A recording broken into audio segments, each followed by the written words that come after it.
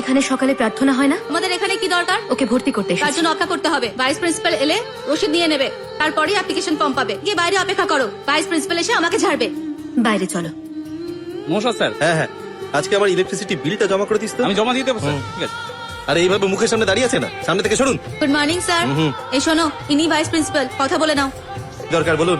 এই মেয়েটাকে ভর্তি করাতে এসেছি। ক্লাস শুরু হলো 1 মাস হতে চললো, আর এখন ভর্তি করতে এসেছেন? ক্লাস ওর 6। 2500 কিসের জন্য?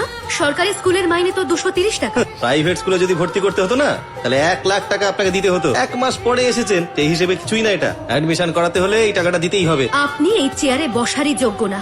আপনাকে টিচার কে বানালো? এই এই কি সব বলছেন আপনি? অপমান করলাম বলে রাগ হলো তো? ঠিক করে কথা বলুন, না হলে রাগ কিন্তু আমারও হয়। ও, তাহলে আপনিও রাখতে জানেন? হ্যাঁ, লরির এত রাগ থাকলে ওকে অন্য স্কুলে গিয়ে ভর্তি করান। কেউ ওর সুপারিশ করলেও আমি ওকে ভর্তি নেবো না। এখন যাও এখান থেকে। কোথা থেকে সব চলে আসে ফালতু লোকজন, যাও।